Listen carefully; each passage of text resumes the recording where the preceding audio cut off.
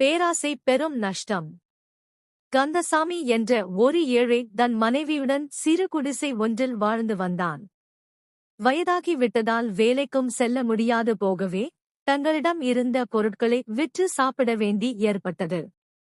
நாட்கள் செல்லச் செல்ல அவர்கள் உண்ண உணவின்றி தவித்தனர். இந்நிலையில் அவன் ஆண்டவனை நோக்கி, இறைவா, எங்களை ஏன் இப்படி படைத்தாய்? இது இப்படியே நீடித்தால் வறுமை தாங்காது, நாங்கள் இறப்பதை தவிர வேறு வழியில்லை என வேண்டினான். அவன் மீது இரக்கம் கொண்ட இறைவன் அவன் முன் தோன்றி அவனின் குறைகளைத் தீர்க்க அவனுக்கு வாத்து ஒன்றை பரிசளித்தார்.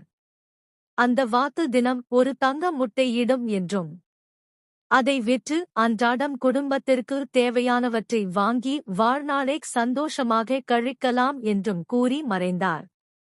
வாத்து தினம் ஒவ்வொரு தங்க முட்டையிட அவர்கள் அதனை விற்று வாழ்க்கையை இனிதாக கழிந்தனர்.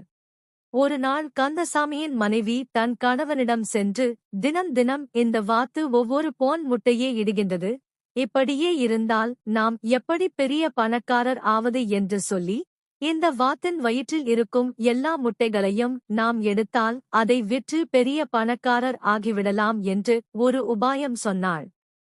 இதைக் கேட்ட கந்தசாமிக்கும் அது சரியெனத் தோன்றியது.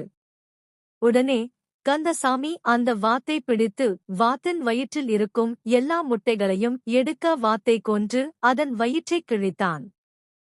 என்ன ஆச்சரியம்! அந்த வாத்தின் வயிற்றில் ஒரு முட்டையுமே இருக்கவில்லை.